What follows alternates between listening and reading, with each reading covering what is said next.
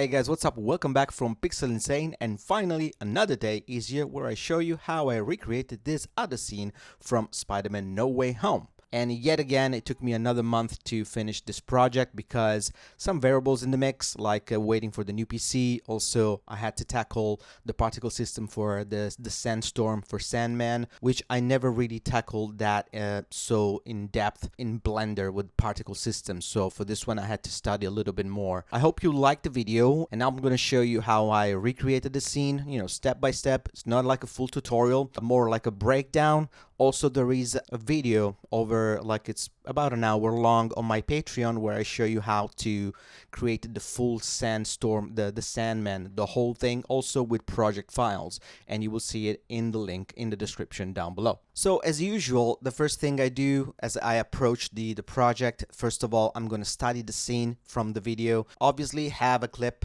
extracted from the movie itself so you can analyze it frame by frame. So that's what I did in After Effects or in any player, but frame by frame, usually After Effects works best, and I'll show you a little bit. And here in After Effects, I have the clip set from frame 1 to frame 89. At the beginning, I made a mistake starting from frame 0 to 88.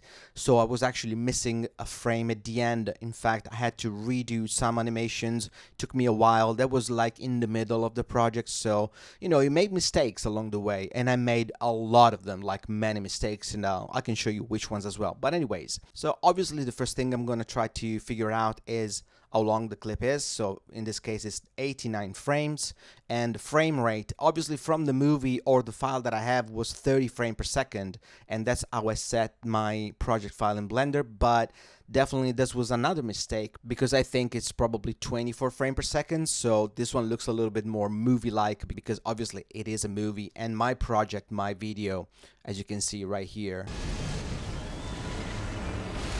it looks a little smoother because it's 30 frames per second. But to be honest with you, I like the look of it. At the end of the day, I couldn't really change the whole thing at the end of the project. It was going to take me too long, and already I spent so many weeks on this one.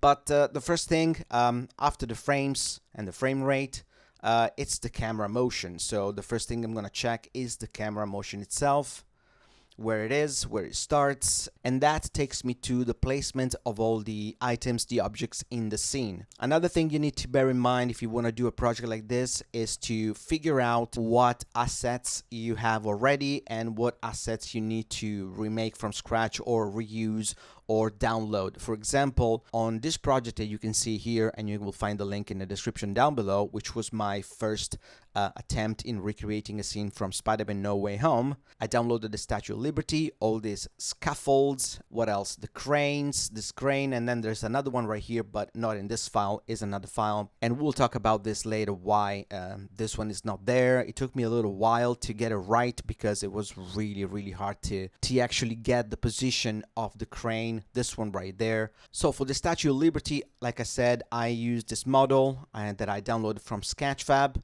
and I placed it right there. And then for the scaffolds, I download like a bunch of scaffolds still from Sketchfab, and then I started making them like random, and then I was making the changes to look exactly as in the movies as I go. I was trying to make, for example, this bit completely correctly, and then I was trying to make this bit right here, which is a little like angled, this one right here in the front, the one where the lizard stands on, the one right here that actually breaks with the fist of the SandMan, with all the planks, all the pallets right there. And then I downloaded these pallets right here, which took me a little while to get them right in the render, and I'll show you the trick a little later. Also, if I switch to camera view, you will see that the actual footage is in the background, and which is really, really cool. If you select the camera, and now I'm going to select the main camera right here because I have plenty of cameras right there, you will see background images right there, and then I can, play with the visibility, with the opacity, so I can see where the objects are. And as you can see, it matches pretty well. Also, I can tell to move it to the front and then play with the opacity again. So again, I can see where the objects are. As you can see, they are placed really well. It took me a while as well on this one because again, the camera is the first thing that we need to figure out. So the camera is right here. Now I have many duplicates of the camera because I set for every character its own camera. and then I connected the camera to this curve so it will follow. And this is the motion of the camera. It wasn't easy because I had to go frame by frame again to see where the object were. And let me put the timeline like this. Perfect. So start from frame 1 and then frame 89, and here we go right there. And then play with the opacity again, so we can see where they are. Also, because I don't know what is the actual focal length of the camera, so I decided to go for 35 millimeters just by looking at the camera, and then did a few trials and error. You know, for example, at the beginning it looks okay like this at frame 1, and then at the end it didn't look alright.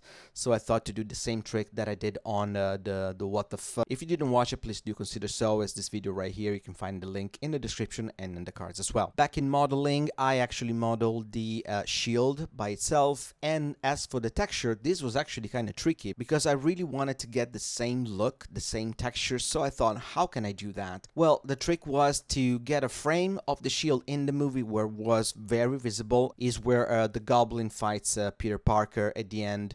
And I took a screenshot and put it in Photoshop, and this is what I came up with. This is the screenshot that I took when the shield actually falls, and then in Photoshop I came up with this, and this is the texture that I ended up with in Photoshop, which looks, of course it's messy, but you will only see this quarter in the corner right here, so it's not a big deal. And actually we can activate all the textures, and here it is, the shield right there. We can isolate it as well, so we can see it better with the texture on. Obviously looks like not that great like this, but in the render looks pretty great because it's the actual texture from the shield itself from the movie. So when it's all, you know, dark and then the light and then all the scuffles in front, well, it does the job. You need to kind of cheat and use adjustments where you can. At the end of the day, it's what you see on camera, it's not what you actually have in the scene. In fact, there are many other tricks and cheats that I did. Let's talk about, for example, later the scuffles right here, the planks where they're falling when SandMan hits it with his fist, and that's for the shield. As for the statue, I literally used the exact same shit that I used for the other video, and that was pretty much done. For the scaffolds, like I said, I was building them as I was going. And then for the shader, I use a very simple shader. It's just a metal shader with a little texture. Also, you're not going to see that much in camera anyway. It's going to be like bright and then dark, bright and dark. Once you're there, checking all the materials is important because, for example, depending on the lights in the scene, for example, in this scene is dark, but then it's super bright. So we need to check the textures, the materials. If it has like too much specular, it's too much roughness. I had to make sure that all the reflection were correct. For the lizard, for example, I started the project with another model. Let me see if I can find it. This was my 7th attempt out of maybe 20, 25, maybe more. And this is the first lizard that I actually downloaded from a website that I really don't remember. As you can see, the face looks okay. It looks pretty close to the original, but the body really doesn't. In the middle of the production, with the animation actually finished, I decided to go for another model. And for this model was actually really challenging because I actually downloaded and purchased this model as a ZTL file, like for ZBrush or something, and it was already in a position. It was posed in a weird way, so it was also unriggable. So what I did, I rigged the character in that specific position, and then I placed it in T-pose, and then I re-rigged it again, and I texture it again, because also it came with no textures. In fact, you can see that the textures are pretty bad, considering that I had to kind of make them from scratch and patching them from the other one on this one. But then again, it's all about what you see in camera when the lights are on and everything is put all together is what you see. For example, on this one, if we go like this and we go into render mode, something like that. Well, now there are many lights on because all the other ones are on, but if we do this, so if we isolate only the lizard, you will see it right here. As you can see, the textures are not that visible. So basically it's all about cheats and tricks to kind of cover whatever you can and go with it. While we're here, let's take a look at Electro. As you can see, I actually modeled the head from scratch. I downloaded this model from another website that I really don't recall because I downloaded so many things.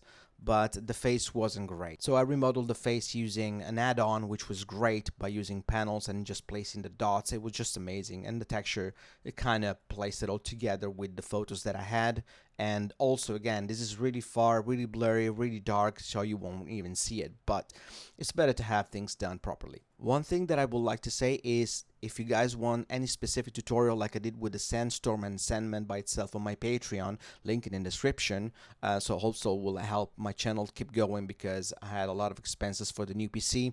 Also, if you're interested in the new PC specs, this is the video. You can find it right there in the description down below. At the end, I will talk about in details about all the new PC specs. If you want me to do in-depth tutorials on how I animated all the characters step by step, frame by frame, for the Lightning, I use the geometry node from Joy Carlino that I purchased that creates really cool lightnings. I can show you later. So please do let me know in the comments down below if you want me to make more tutorial in-depth specifically on each part, and I'll put them on my Patreon. Also, if you're enjoying this video so far, please do consider to subscribe, drop a like, which is gonna really help my channel a lot, and a comment down below. Thank you so much. Watching the original video so many times, I realized that I had to add so many things in it. For example, the sparks right here, and then, for example, all these little lights right here on the crane, and this little light here on the scaffolds as well. And last but not least, there's a city behind, as you can see right here. You can see the lights.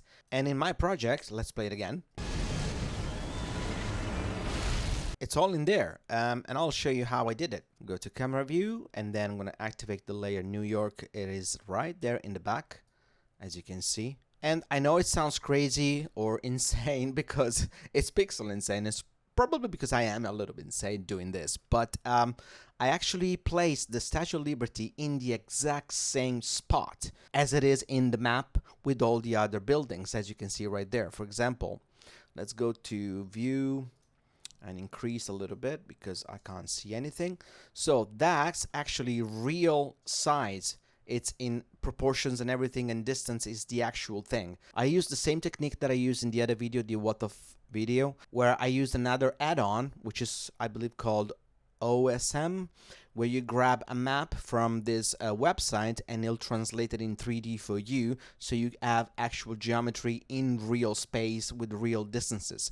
So I figured where the actual Statue of Liberty was, placed it right there with the same height, same proportions, so what you can see on camera is actually realistically 100% truthful to the real video. As you can see right here, if we scrub a little, we can see, for example, at frame 49 where the city is right there, and then we go to frame 49 here, and it matches perfectly. You see, it matches perfectly right there. Like I was saying before, there is so much going on this project that maybe I should make other videos about it, but I would like to know from you guys in the comments if you do want me to do so. For example, there's a lot of work in After Effects, and I can show you the project very quickly, but it's huge, as you can see right here. And every composition has its own layer with other things inside. There are cheats. There are so many things like mats to cover. For example, a lightning with an arm. For example, you know, the lizard is in front, but in reality is in the back. And then it's crazy. So maybe if you guys want me to do a video in how I composited the whole scene in After Effects, please do let me know in the comments down below. Okay, I'm gonna show you just like a quick overview on the actual lightnings for Electro. Like I said, I used Joy Carlino's geometry node add-on. It's not an add-on, it's just a geometry node. I didn't use the glow or any render settings that he used because it was a nightmare in Cycles or even in Eevee, so I had to do all of it in After Effects. Like I made a poll on my community tab on YouTube, and yeah, you guys all agreed, and yeah, that's what I did. But anyways, these are all the lightnings that we have in the scene.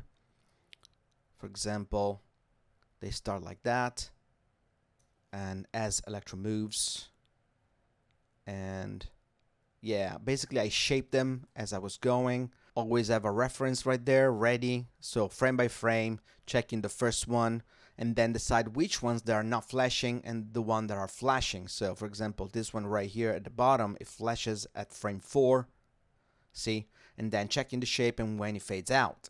I had to do this for maybe 15, 16 lightnings, frame by frame, checking the position where they were.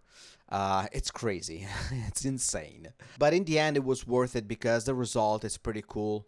And as you can see right here, all the geometry of the lightnings have a specific shape that I created right here. And every lightning is controlled by an empty right here. And the other ones are following the base behind Electro. Some of them come from this side of this plate on his leg, because this is what I see in the original file right there. It feels like it comes from that plate because it's a lightning, so it's kind of probably starts from metal. I don't know how it really works, but that's what it looks like to me. So this one took me maybe 4 or 5 tries. I've done the lightnings in different ways. I've done all of them in After Effects the first time. Then I decided to go full CG with another method from another guy from YouTube, but it wasn't working. And then at the end it turned out to be okay with Joy Carlino geometry node. I contacted him to make a couple of changes, but it was busy. I don't know. It's a shame because I actually paid for it.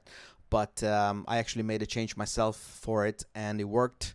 Still not perfect. Could have been done better. If he was actually able to help me on this one, it would have made a lot of difference. The actual lightnings would have turned out way better. I didn't have to make, for example, this. In the project, you can see these little ones right here are not 3D. These are actually After Effects lightnings, but they're small. So I just decided to place them manually and track frame by frame where they were, just to give it this result, as you can see here again. And as we looked at the final product again, I'm going to show you like a couple of cheats and tips and tricks maybe.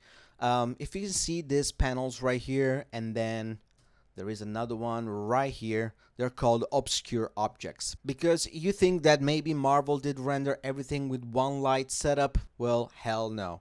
Definitely, I guarantee you, because I did so many tests. And I'm going to show you my test folder just for the tests that I used. So this is my test folder where I did a lot of tests of SandMan, a lot of tests of lights, a lot of tests of rendering, the animation. It was crazy, insane. But I'm telling you, they don't use one set of light for the whole scene, because what I tried to do was to render the whole thing in one go, all of it together, you know, with one light or 2 lights, 3 lights, whatever. As you can see, if I have like this light right here, this one will make the lizard too bright, and then this one will make too bright, but this one is not dark enough. So at the end of my tests, I decided to render all this stuff separately. So there is one layer for Andrew Garfield, there's one layer for Tom Holland, one layer for Tobey Maguire, and one layer for Lizard, for Electro, and SandMan has, I don't know, maybe 15 layers, maybe 10 or 11, I don't know, there are so many, I'll show you in a bit. But the video is in the description down below on my Patreon if you want to see 1 hour with project files to download. For example, let's get rid of this one, this one, this one, this one, this one. Let's just leave Tom character, for example. Tom Holland Spider-Man has his own setup, his own camera, his own lights, and they blink in a specific way because, you know, at frame 35 and 36, for example, there is a lightning. So I remember that because for me, frame 35 and frame 36 were like a nightmare, because my test of lights was based on render 35 and 36 just to see where it was dark and when it was bright. And it worked. And then if we turn this off, let me turn on the, I don't know, Tobey Maguire, for example, on frame 36. See, it's really bright and then it's dark. And every layer is done like that. But fortunately, with this new computer, I was able to render really fast. These files, you can see right here on the screen, are downloadable from my Patreon if you want to check them. It's all about the Sandstorm and SandMan. I can open one of them, for example, and show you very quickly, just a brief one. It's not going to be in depth. For the one, you need to check the one on Patreon. Okay, this file is crazy to open. It takes like a minute because there's so many particles. It's absolutely insane. But thank God for the nvidia RTX 4090. I'm able to actually open it and move it, making the cache. I'm not a mathematician, but I believe in this scene there are 1, 2, 3, 4, 5, 6, 7, 8, 9. Plus, there are other 4 on the SandMan. So it's 9 plus 4. It's 13 layers of particles. Multiplied by 1.5 million. This is how many particles I have. 19 million particles in this file. It's insane. It's crazy. but obviously I'm not able to move the actual viewport properly. This is real time. You will see it in the video on my Patreon. This one right here is for the vortex that goes around SandMan. Also, you will wondering why you will always see the scaffolds and the characters and SandMan with the other particles on. Because I render everything using a holdout, so this is the actual holdout. And every single mesh, every single character, every single asset is set to be an holdout. And I'll show you. If you select like Andrew Garfield and go to the object properties, you will see it right here at the bottom. Also shadow catcher just in case, but I don't think that was necessary. But the holdout, that is necessary, because if I go to shading view, it's like it's cutting out using a matte. In fact, you can see it right here. I used this technique for all the sands, for all the particle simulation, so it was pretty tricky at the beginning, but then I got the hang of it. Also, remember, when you change something, you have to kind of re-import and append the new file that you changed the animation of, for example, the lizard, and re-render the holdout as well in the middle of the rendering, like when you're rendering the new part. So it was really hard. Talking about animation and cheating, for example, what you can see here, when Andrew Garfield's Spider-Man hits a lizard in the face from the top view, and if I play it, you can see that they are not even close to each other at all, but in perspective they're actually touching each other. Ooh. So yeah, on frame 73, I know all the frames. 73, he actually hit him in the face, but in reality, it's not even close. Let's hide Electro for a second. They are like this. Another thing that I figured out from the other project, when they do land on the Statue of Liberty's head, Tobey Maguire is right here.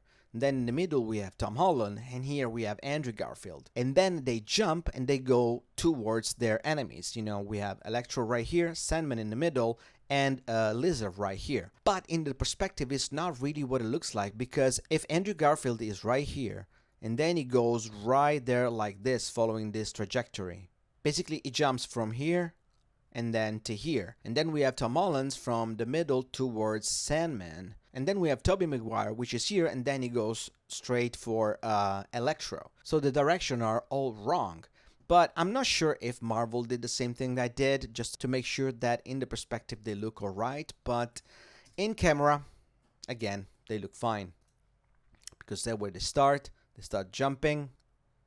And then you can see right here, you know, Tom Holland goes towards SandMan, and then Andrew Garfield goes to the Lizard, and then we have Tobey Maguire that goes towards Electro. As for the scaffolds breaking, again, if you want to see an in-depth tutorial, please do let me know in the comments down below.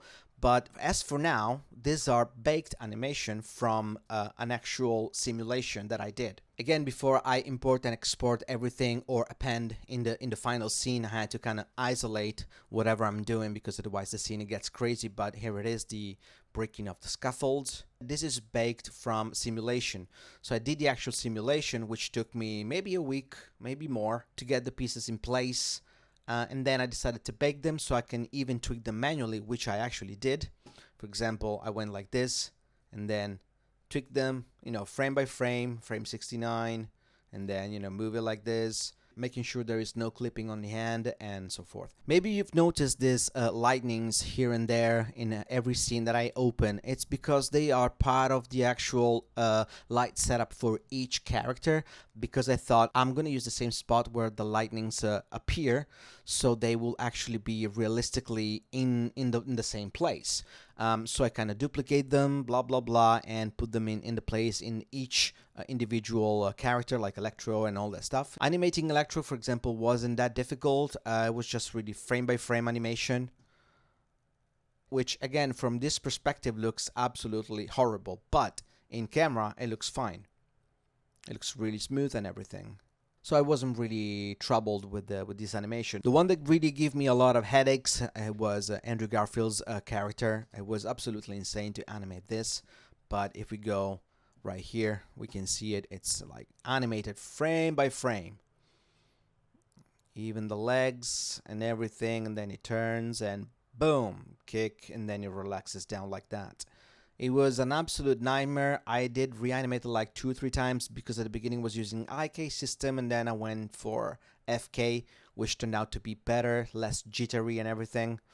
The other two are pretty much preserving the same position, so wasn't too difficult. As for the lizard, actually that one was very difficult as well, because again, the position, also the tail, was really giving me a lot of troubles. Again, if you see the final product, you can tell that the animation is still not perfect, but I'm not an animator, so, you know, be nice. There is so much more to this project that I can go on for like 3 hours. For example, the SandMan. This is one of the files that I use. As you can see, the cutout, the holdout works in real time as well. So whatever the character are, they're cut from the actual render, so it works perfectly. For example, on this one alone, there are 1, 2, 3, and 4 layers of sand and particles. I can show you maybe just very quickly, but you can find this one on my Patreon. For example, this one is a displacement that moves. So the actual displacement moves this way. You can see it better. You can see that it's actually moving, so it kind of gives the illusion that it's not a full mesh, but it's like just particles and sand moving. So that's one trick. On top of that, I added this particle moving around the body, so that gives the illusion even more that this is not an actual full solid thing, but it's something that floats around, that it comes around with particles. And then we have the big ones right here in the back. The back longer right here, so that creates like a super windy look. Also, it's really dark, doesn't give the actual object a shape, especially in the back. And then we have the debris, because it does kind of have all this debris in front of it, on top of it, so it really looks cool. And that's it for another insane project by Pixel Insane. I would like to say that it took me, yes, a long time because of the PC coming, and also I got a little weird stuff going on around my health. I started shaking and feeling vibrations. I don't know why, maybe the stress, I don't know. But yeah, go out, guys, and do exercise, and don't stay too many hours like I did, like 16 hours a day in front of a computer to finish this project. So, you know, I'm thankful, I'm happy that I finished it. The result, let's watch it again.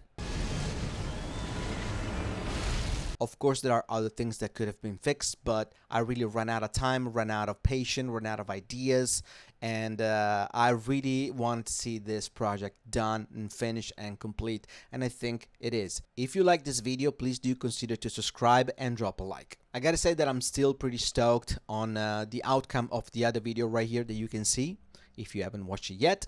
If you want to take a look on the other one as well, this one right here, the first one that I've done, you might enjoy that one too. And again, if you'd like me to make more in-depth videos on this one, please do let me know in the comments down below. It's very important, so I can update the Patreon page as well. I'm not sure if I forgot anything to mention or if I left out some details. That's pretty much it for this video. Please do let me know in the comments down below which scene would you like me to make next. And thank you so much for watching, and I'll catch you on the next one.